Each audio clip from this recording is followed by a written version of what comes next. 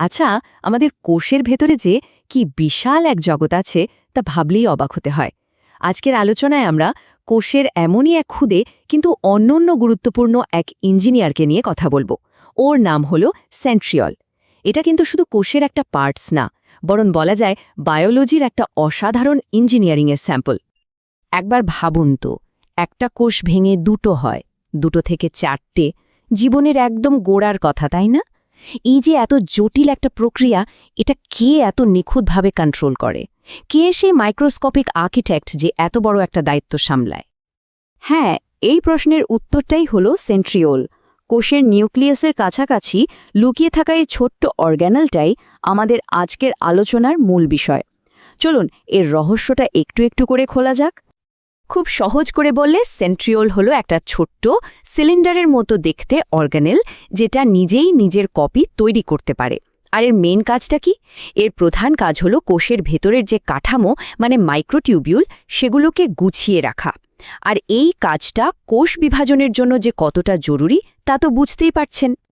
ব্যাপারটা কিন্তু খুব বেশি পুরনো নয়। এই তো 1887 সালে বিজ্ঞানী ভ্যান ব্যানেডেন প্রথমের খোঁজ পান, আর ঠিক তার পরের বছরই থিওডোর বোভেরি এর গঠনটা বর্ণনা করে নাম দেন সেন্ট্রিওল। ওকে, তো এবার আসা যাক সেন্ট্রিওলের গঠনের দিকে।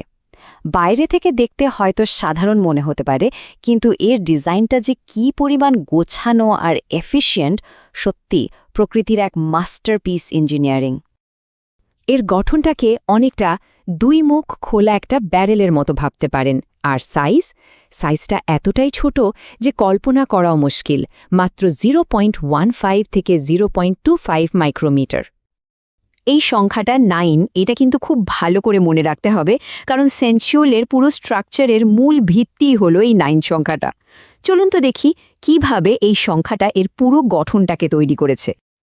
দেখুন, সেন্ট্রিওলের দেয়ালটা তৈরি হয়েছে 9টা মাইক্রোটিউবিউলের সেট দিয়ে। প্রত্যেকটা সেটে আবার 3টে করে ছোট ছোট টিউব বা সাবটিউবিউল থাকে, যেগুলোকে বলে ট্রিপলেট। আর সবচেয়ে ইন্টারেস্টিং ব্যাপার হলো এর মাঝখানটা কিন্তু একদম ফাঁকা। এই কারণে এর গঠনটাকে বলা হয় 9+0 বা 9+0 অ্যারেঞ্জমেন্ট। আচ্ছা, এখানে কয়েকটা টার্ম নিয়ে প্রায়ই একটু কনফিউশন তৈরি হয়। চলুন ওটা ক্লিয়ার করে ফেলি। এক জোড়া সেন্ট্রিওলকে একসঙ্গে বলে ডিপ্লোসোম। এই ডিপ্লোসোম আর এর চারপাশে যে ঘন তরলটা থাকে মানে সেন্ট্রোস্ফিয়ার, এই দুটো মিলেই তৈরি হয় একটা কমপ্লিট সেন্ট্রোসোম। সিম্পল, তাই না? তো এটা কি দিয়ে তৈরি? কেমিক্যালি দেখলে এটা মূলত প্রোটিন আর লিপিড দিয়ে গড়া, আর কাজ করার জন্য শক্তি নেয় এটিপি থেকে। কিন্তু এখানে দুটো ব্যাপার খুব ইম্পর্ট্যান্ট। এক, এর বাইরে কোনো মেমব্রেন বা পর্দা নেই। আর দুই, এর নিজের কোনো ডিএনএ বা আরএনএও নেই। এই দুটো জিনিসই কিন্তু একে কোষের অন্য অনেক অর্গানেল থেকে একদম আলাদা করে দেয়। তো এর গঠনটা তো আমরা দেখলাম, কিন্তু প্রশ্ন হলো এই ক্ষুদে ইঞ্জিনটা আসলে কি কি কাজ করে? সত্যি বলতে এর কাজগুলো কিন্তু এর গঠনের মতোই অসাধারণ আর জীবনের জন্য অ্যাবসলিউটলি ভাইটাল। এর সবচেয়ে বড় আর সবচেয়ে পরিচিত কাজটা হলো সেল ডিভিশনে হেল্প করা। কোষ যখন ভাগ হয় তখন এটা স্পিন্ডল অ্যাপারেটাস বা স্পিন্ডল যন্ত্র তৈরি করে। এই যন্ত্রটা অনেকটা মাকড়সার জালের মতো কাজ করে, যেটা ক্রোমোজোমগুলোকে সমান দুভাগে ভাগ করে কোষের দুই দিকে টেনে নিয়ে যায়। আর ঠিক এভাবেই একটা কোষ থেকে দুটো নতুন কোষ তৈরি হয়। কিন্তু এখানেই শেষ না, সেন্ট্রিওল কিন্তু কোষের মুভমেন্টেও একটা বড় ভূমিকা রাখে।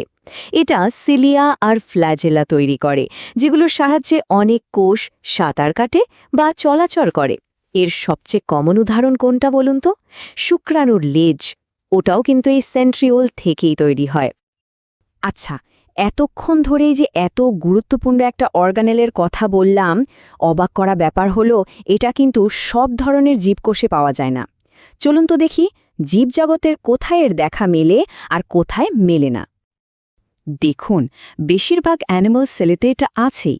এছাড়াও মস বা ফর্নের মতো কিছু লোয়ার প্ল্যান্টেও সেন্ট্রিওল পাওয়া যায়। কিন্তু সারপ্রাইজিংলি ব্যাকটেরিয়া, ইস্ট, ডায়াটম, এমনকি আমাদের চারপাশে যে ফুল গাছগুলো দেখি সেই সব উন্নত উদ্ভিদের কোষেও এটা একদমই অ্যাবসেন্ট।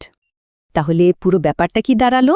মাত্র 9টা ট্রিপলেটের একটা সিম্পল ডিজাইন, আর সেখান থেকেই আসছে কোষ বিভাজন আর কোষের চলাচলের মতো জীবনের দুটো বেসিক প্রসেসকে চালানোর মতো অসম্ভব ক্ষমতা। প্রকৃতির এফিসিয়েন্সি দেখলে সত্যি অবাক হতে হয়। আচ্ছা, এই পুরো আলোচনা শেষে একটা প্রশ্ন কিন্তু থেকেই যায়। কোনো জেনেটিক ব্লুপ্রিন্ট মানে ডিএনএ বা আরএনএ ছাড়াই এত ছোট একটা স্ট্রাকচার কিভাবে জীবনের এত বড় আর এত ফান্ডামেন্টাল একটা ভূমিকা পালন করে?